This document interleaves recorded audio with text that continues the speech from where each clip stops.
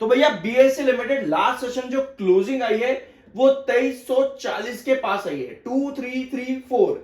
अब 2340 2340, अगर आप इस चैनल पर रेगुलर हो आपको पता है यहां से 2 बार आपको बेस बनता है, यानी कि सपोर्ट बन के वापस रिकवरी मिली है।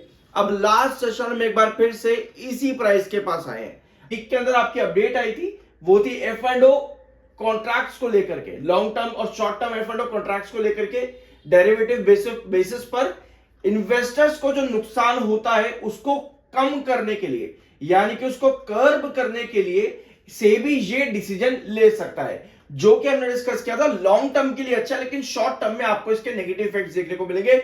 बिल्कुल उसी तरह से आपके पास रिपोर्ट भी आती है कि क्यों नेगेटिव इफेक्ट देखने को मिल सकते हैं। एनालिस्ट ने यहां पर फ्लैग्स मार्क करे और कहा है कि कंपनीज के रिवेन्यू रिस्क देखने को मिल सकते हैं। अब किसी भी कंपनी में मेजर चीज यही होती है सबसे पहले कि वो कंपनी रिवेन्यू किस तरह का जनरेट कर रही है। तो अगर सेबी ये रिफॉर्म्स लेकर के आता है एफ एंड ओ कॉन्ट्रैक्ट्स पे, तो एनालिस्ट और मार्केट एक्सपर्ट्स का मानना है कि कंपनीज के रिवेन्यू भी बिगड़ते देखने को मिल सकते हैं। तो इस अपडेट के बाद कुछ इस तरह का इफेक्ट देखने को मिल सकता है इन अ शॉर्ट टर्म, जो हमने परसों डिस्कस किया था। And according to market experts and analyst ये रिपोर्ट कल के दिन है, यही यहां पर पॉसिबिलिटी है। बीएससी और एंजल वन में अच्छी खासी गिरावट देखने को मिल गई थी इसके बाद में। अब आते हैं आपकी अगली अपडेट पर, ठीक है। तो सीडीएसएल पर भी आपको इस अपडेट का नुकसान देखने को मिल सकता है। ऑल्दो सीडीएसएल ऑलमोस्ट फ्लैट ही चला है पिछले 5 दिनों में। एंजल वन में अच्छी खासी गिरावट आ गई थी इस अपडेट के आते ही। इसके अलावा एनएसडीएल भी लगभग 2-4% कुछ ऊपर ही रहा है। लेकिन अगर आप एनएसडीएल के चार्ट्स को देखोगे, जो कि ज्यादा लंबा टाइम अभी यहां पर हुआ नहीं है, आपको एक रेजिस्टेंस नजर आएगा और एक बेस नजर आएगा, जो मैंने आपके साथ पिछले एनएसडीएल के वीडियो में डिस्कस किया था। तो प्लीज जाकर के उसको आप देख लेना, बहुत कुछ वहां पर आपको मिल जाएगा एनएसडीएल के उस वीडियो में, ठीक है। Apart from this market experts का देखो यहां पर क्या मानना है। सीडीएसएल, एनएसडीएल और कैम्स शेयर को लेकर के गौरांग शाह का एक यहां पर ओपिनियन है, जो कि लॉन्ग टर्म के अंदर बनता है। According to Gaurang Shah, stocks में currently be trading below the investors buy, मतलब कि जहां पर आपकी खरीदारी होगी शायद उसके नीचे इस समय सीडीएसएल एनएसडीएल में आप हो इस समय, लेकिन but the outlook should be seen from a broader perspective. He emphasized that companies linked with India's capital markets are strong structural growth drivers.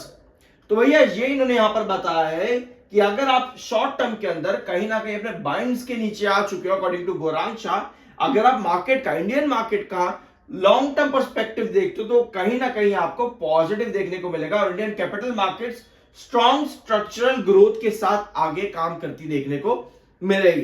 तो अगर आप इन स्टॉक्स में, इन कंपनीज में अपने बाइंग प्राइस के नीचे आ भी जाते हो अकॉर्डिंग टू गौरांग शाह, तो आपको कहीं ना कहीं लॉन्ग टर्म पर्सपेक्टिव भी देखना चाहिए इंडियन कैपिटल मार्केट्स के स्ट्रॉन्ग ग्रोथ को देखते हुए। तो ये यहां पर कहना है मार्केट एक्सपर्ट्स और एनालिस्ट का। इसके अलावा बीएससी लिमिटेड में 21 अगस्त को ही एक और अपडेट आई थी, जिसमें कि रेजिग्नेशन देखने को मिला कंपनी के इंडिपेंडेंट डायरेक्टर का। रीजन यहां पर बताया गया है पोटेंशियल एसईसीसी कॉन्फ्लिक्ट जो यहां पर है, उसकी वजह से कंपनी के इंडिपेंडेंट डायरेक्टर ने रेजिग्नेशन दिया है बीएससी लिमिटेड के। तो ये अपडेट एक और है बीएससी लिमिटेड से रिलेटेड। लॉन्ग टर्म एएसएम 1 में बीएससी लिमिटेड अभी भी जारी है और टेक्निकल पॉइंट ऑफ व्यू पे आपका एमएफआई 40.4 का है एंड आरएसआई 39.7 का है। तो टेक्निकल्स अभी भी न्यूट्रल है। अब अगर आप चार्ट पैटर्न पे आओगे वापस से, तो आपको क्या नजर आ रहा है कि लास्ट सेशन में आपकी कैंडल जो है 2340 के नीचे काफी ज्यादा डिप कर गई थी।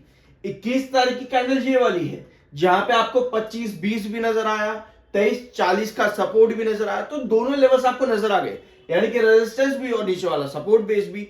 और उसके लास्ट सेशन यानी कि कल के सेशन में 22 तारीख को आपको नजर आया नीचे की टेल लंबी थी, जो कि बायर को इंडिकेट करती है। तो अगर हमारे पास 2340 के पास बायर आ रहे हैं, तभी हम कह सकते हैं कि जो लॉन्ग टर्म आपका अभी तक यहां पर पिछले लगभग 2 महीने में जो आपका साइडवेज पैटर्न चला है बीएससी लिमिटेड का, ये वापस से कैरी फॉरवर्ड हो अपनी रेंज के अंदर, यानी कि 2340 हमें वापस चाहिए, क्योंकि एक बार, 2 बार, 3 बार, अब चौथी बार भी हमको यहां से रिवर्सल चाहिए। अगर ये रिवर्सल बनता है तो आपका साइडवेज पैटर्न कंटिन्यू रहेगा, लेकिन अगर ये रिवर्सल नहीं बन पाता तो कहीं ना कहीं आप वापस गिरावट में आ सकते हो बीएसई लिमिटेड, जहां पर 2340 आपका ब्रेकडाउन होने की पॉसिबिलिटी काफी ज्यादा बनती है।